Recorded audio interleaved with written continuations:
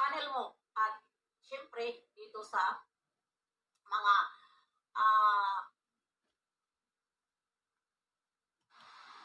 tawag nito mga issue dito sa atin Bibi Beyonce. At ayan na nga, no? Bago ko mag-umpisa, bago ako mag-umpisa sa reaction ko ay mayroon muna ako ipaparinig sa inyo. Ito ay salita ni Kalingap Edo dito sa kanyang mga fans ng Igse at Bibi Beyonce. Lahat yan na Hindi mag-unsub kayo. Nababasa ako mag-unsub daw. Unsub na guys. Wala akong pake.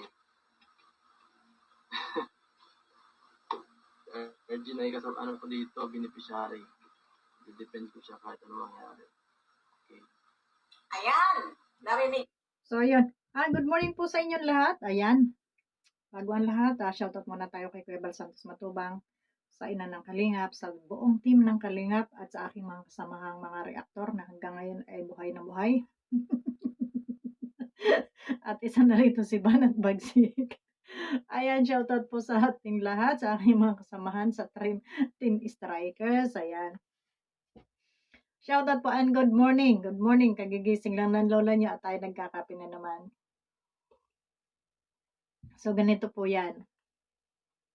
Pinanood ko po ito si Banat Bagsik na kung saan ay nireaksyonan niya yung live yata ni Papa Eds kagabi or yun, kagabi nga na nakapagsalita. Sabi dito ni Edo ay may nababasa raw siyang mag-a-unsub, no? Parang nananakot itong mga viewers dahil siguro ay nagsisilos nga dito kay Arjen. Ito makinig po mga viewers, ha?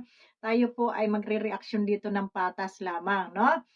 So, at alam naman natin pag real talk ay masakit talaga. May nasasagataan, may nasasaktan. Sorry doon sa mga masasaktan, pero yun yung katotohanan at yun ang ating nakikita at dapat nating sabihin ang ating gustong ipahayag din. Ano po? Tungkol dito kay Papa Edo, about kay Arjen at kay Beyonce, ganito yan. Unang-una, papaliwanag ko sa inyo, si Edo ay hindi katulong ni Beyonce. Si Edo ay may sariling mundo, may sarili siyang buhay, may sarili siyang desisyon. Tandaan po natin, si Edo ay hindi jowa ni Beyonce. Tandaan po ninyo, hindi po siya jowa. Hindi po asawa si Beyonce. Si Beyonce ay kalab team lamang ni Edo sa kanilang mga ginaganap na mga video. Tandaan po natin, ginaganap na mga video, inilalabtim, magkalabtim sila, pero hindi ibig sabihin na ang buhay ni Edo ay ipopokus na niya hanggang sa hanggan dito kay Beyonce. Ano po? Dahil ito si Beyonce ay bata pa, may pangarap pa sa buhay, mag-aaral pa, no? Hindi ganun po. Kahit sabihin natin napakaganda ni Bibi Beyonce, napakabait, kung hindi naman po sila ang magkapalad, ay wala po tayong magagawa. Huwag po nating ipagpilitan yung ating mga guni-guni, no? Sa mga kaidsi, no? Maging, ano lang po tayo, yung balance lang ng pag-iisip, no? Huwag po natin ipagpilitan yung ating mga guni-guni, no? Na kailangan naman sila yung magkatuluyan. Kailangan si Edo ay perming nakapokus doon kay Beyonce. Hindi po ganun yung realidad ng buhay. No? Ito po ay ano lang nila, love team lamang nila na kung saan kaya sila ginagawa ni Kalinga Prab ng love team para may mapanood yung mga sumusuporta kay Beyonce, yung mga sponsor ni Beyonce, at para na rin masiyahan yung ating damdamin na nalulumbay dito sa ibang bansa, ano, na nalulungkot, may mapanood man lang tayo na nakakakilig, nakakatanggal ng stress. Yun po yung purpose doon. Hindi po pinurpose doon na i-love team sila para sila ay magkaibigan o sila ang maging sila bandang huli. Hindi po ganun yung plano doon, ano po. Ngayon, itong si Edo ay vlogger. Alam niyo naman, nagba-vlog, charity vlogger. Nag-i-scout siya. Ngayon, ang na-scout niya ay itong si Arjen. Ito si Arjen ang nagdala ng mga viewers Dahil yung mga sumusuporta kay Arjen ay nanonood sa channel ni Kalingap Edo. Ngayon, itong si Kalingap Edo, doon siya kumukuha ng panggastos para sa sarili niya at sa pagbablog niya, sa pagcha-charity niya, yung revenue noon, yun yung ibinibigay niya at isinusuporta niya dito sa kanya mga beneficiary. Naintindihan po? Dito sa kanya mga beneficiary, kagaya ni Arjen, na may sakit, may asthma itong si Arjen, na nangangailangan lagi ng suporta ni Kalingap Edo. Kaya, ang sabi dito ni Kalingap Edo, mag-unsub kayo kung gusto ninyo.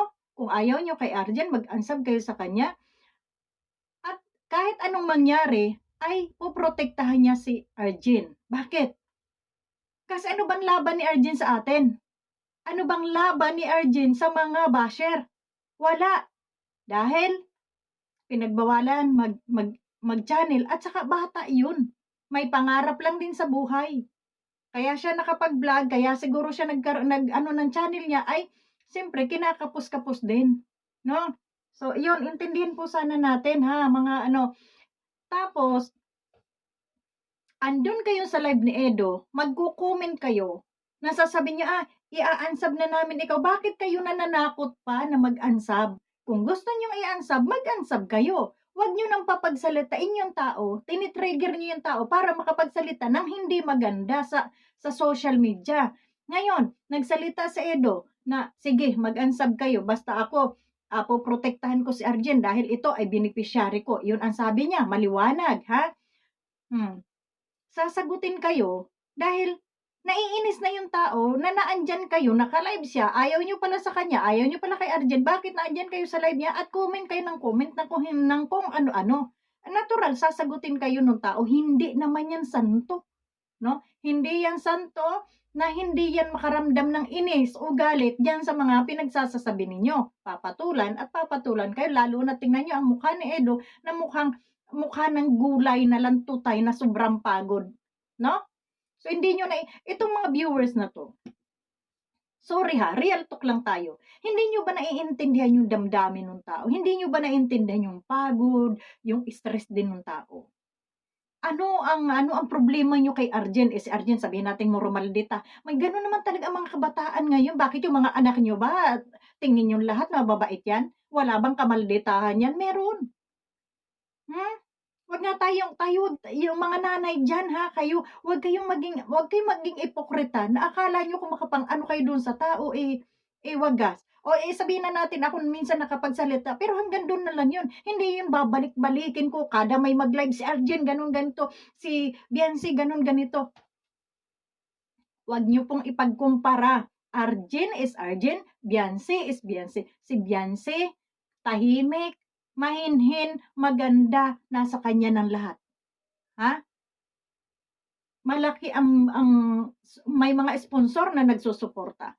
Si Arjen, galawgaw, madaldal, o sabihin na nating maldita, etc.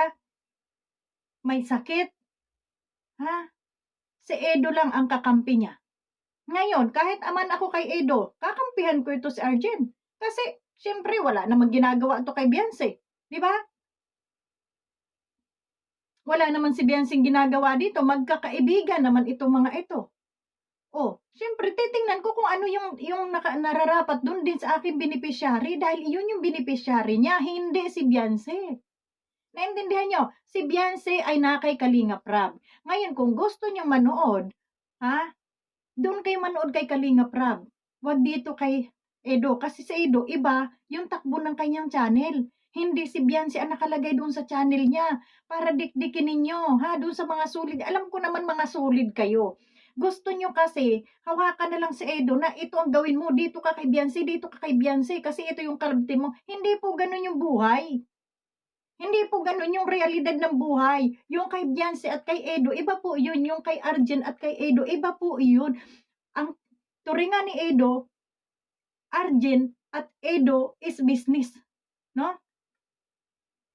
Iyon yung ano niya sa kanyang channel, iyon yung pinagkakakitaan niya para maitulong niya doon kay Arjen. Naintindihan nyo? Kasi, yung income naman ni Edo at saka ni Beyonce, Yun naman yung itinutulong ni Kalinga Prab dito sa pabahay ni Beyonce. So ngayon kung si Edo ay laging nakatutok sa pagmumukha ni Beyonce at laging nakabuntot doon, hindi na maghahanap ng kanya icha-charity, paano naman yung buhay niya? Paano naman yung channel niya? Paano mabubuhay yung channel niya? Bakit? Yun bang kita ni Kalinga Prab doon sa kanyang channel sa pagbablog kay Edo at kay Beyonce? Ito ba ay binibigay ni Kalinga Prab dito kay Edo? Di ba hindi? Kasi may pinagkakagastusan si Kalinga Prab dito kay Beyonce. Ngayon si Edo, siyempre gusto niya mabuhay, didiskarte siya ng kanya. Kaya, ang diskarte niya, nagbablog siya, nagcha-charity siya, ang beneficiary niya ay itong si Arjen. Hindi niya yun matanggap. Di ba?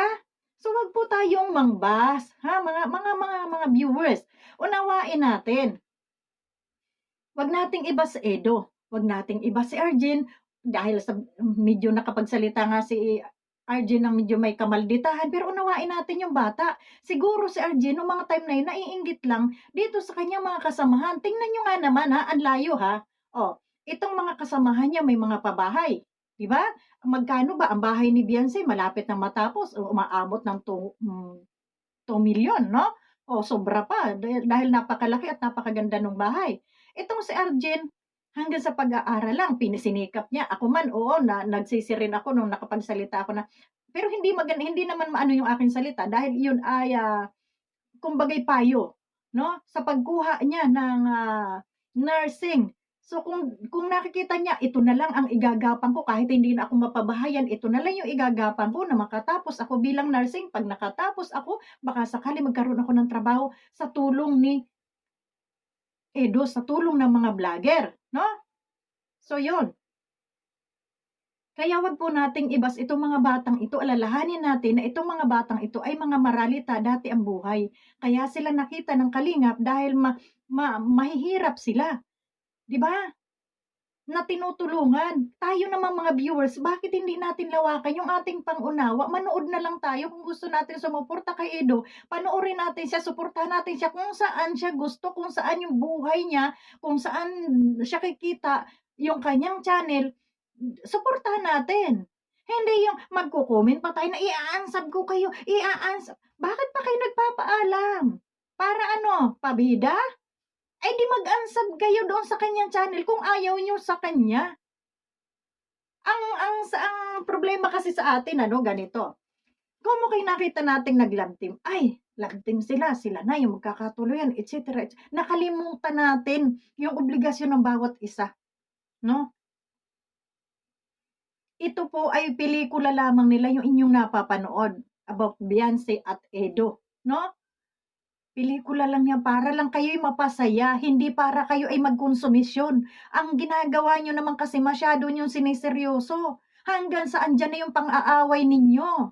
Doon sa iba hindi naman lahat, pero andun sa iba. Hanggang saan dyan yung pang-aaway ninyo. Aba, hindi nyo hawak ang buhay ng mga taong ito. May kanya-kanya silang buhay. Na dapat nilang sundin kung ano yung buhay na tinatahak nila. 'Di ba? Si Edo, pag-charity. May mga beneficiary sila. Alangan namang iwan na lang ni Edo yung kanyang mga beneficiary para lang sundin yung kagustuhan ninyo na yung mukha ni Edo lagi nakadikit doon kay Beyonce.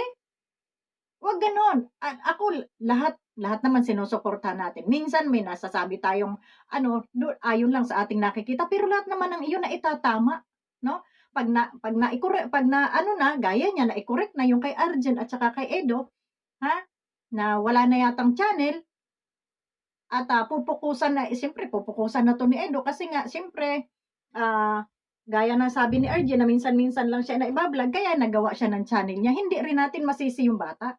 Dahil kung talagang kinukulang sa panggastos, yun bang kaunting kita nila? Yung bang kaunting kita ni Edo na maiaabot doon kay Arjen na maitutulong, hindi lang kay Arjen, doon pa sa iba. Yan ba ipagdadamot nyo pa, mga kababayan? Mga viewers, huwag tayong ganyan. Alalahanin natin, huwag masyadong masama ang ating mga ugali. Alalahanin natin, baka bukas-bukas patay na tayo. Tapos ganyan pa yung mga ugali nating masyadong mga sakim. Huwag pong ganon. Ang gawin natin, kung ano yung maitutulong natin sa ating kapwa, maliit man o malaki, kung kaya naman natin, ibahagi natin sa ating kapwa. Huwag tayong magdamot, 'di ba? Huwag tayong magdamot dahil hindi natin alam, baka mga bukas-bukas ay natsugi na tayo, 'di ba? O yung mga gano'n. At least nakabahagi man lang tayo ng kabutihan dito sa ibabaw ng lupa. Ha? So ayan, do'n sa mga salita, huwag niyo masyadong anuhin, huwag niyong damdamin. Kahit man ako aawayin ninyo, sasabihin niyo, "Iaansag kita, iaансag kita." Aba, hindi mag-ansag ka, lintik. Ano baga? Alangan na mapigilan ko kaya wag. Gano'n. Wag na magpaalam. Nakaka-trigger lang kayo. Tingnan niyo, imbes na si Edo ay hindi makakapagsalita ang hindi maganda, nakapagsalita na. Bakit? Sa sobrang pagod, stress na rin sa kanilang mga ginagawa. Tapos magko-comment pa kayo ng gano'n? Hmm. Ha? Totoo na sinabi siguro ni Edo na hindi ko pababayaan, hindi ko, ipagtatanggol niya si Arjen. Kasi yun yung beneficiary niya. Hmm. 'Di ba? Naintindihan niyo? Beneficiary niya 'yun. Kahit anong mangyari, kahit mang ako nasa posisyon ni Edo, ay gano'n din yung gagawin ko. Wala namang ginagawa sa inyo si Arjen na ano, nag-aaral lang naman yung bata, nangangarap lang. Hindi po ano natin na bawat isa may pangarap tayo, lalo na itong mga kabataan na ito. Sinasamantala nila na habang ngayon may nag-aano sa atin, mag-aral tayo, kunin natin itong course na ito. Baka sakaling hindi man tayo nabigyan ng marangyang buhay, marangyang bahay, ito man lang mailusot natin, itong pag-aaral, no? At pagdating na nakatapos na ng pag-aaral, may makukuha na siyang magandang trabaho, mapapagawa na niya yung kanyang gustong gawin sa kanyang buhay. Gaya ng pabahay, gaya ng kung anong gusto niyang ibigay sa kanyang magulang, magagawa niya na yon. Yun ba'y pagkakait ninyo, masaya ba kayo na itong si Arjen ay hindi man lang makapag-aral habang itong mga nakapaligid sa kanya ay may magagarang bahay, may mga baka nga may mga sasakyan na yan o kaya may mga nakapagtapos na tapos itong batang ito na siyempre naiinggit sa kanila, ako hindi nakapag-aral, sila nakapag-aral. Nangangarap din po yung bata. Kaya doon ni Edo nakikita na poprotektahan niya yung kanyang beneficiary. Tutulungan niya yun. So ngayon kung hindi niyo matanggap, problema niyo na yun. Ang obligasyon niya ay suportahan, protektahan ang kanyang beneficiary. Yun po yun. Kaya wag niyong i-trigger si Papa Eds. Mapangit tuloy si Papa Eds. Si Beyonce at saka si Papa Eds, love team lamang po. Uulitin ko, love team lamang. Hindi pag-aasawa yung kanilang pupuntahan. Kaya wag masyado nating i-focus yung ating isipan na, ayaw ko kay Arjen, gusto ko dito lang kay Beyonce at saka, hindi po, may kanya-kanya silang buhay. May buhay. Kayo daw, halimbawa, kayo ay nasa isang company, trabaho nyo yan. Natural, gagampanan nyo yung trabaho nyo doon sa company ninyo. Pero hanggang doon lang, yung trabahong yun. Hindi yung lahat ng buhay mo ay pakikialaman ng iyong manager. Pati yung panlabas na buhay mo. Hindi po ganon. Diba? So, ganon din itong kay Edo. Siya, nagtatrabaho siya dito kay Kalinga Prab. Tinutulungan niya si Kalinga Prab para dito sa kanyang mga beneficiary. Pero meron din siyang ibang beneficiary na kanyang sarili. So, tututukan din niya yon. Ano pong masama doon? Bakit galit na galit? Bakit kayo nasasaktan? Hindi naman yung sinabi ni Edo na awayin ko na yung si Beyonce. Ayaw ko na dyan. Hindi naman ganun. Diyos mio. Tinitrigger nyo lang kasi yung tao, di ba? So yun, hanggang dito na lamang muna at ako'y magkakape at maraming salamat. Sana po naliwanagan kayo ha. Huwag masyadong OA.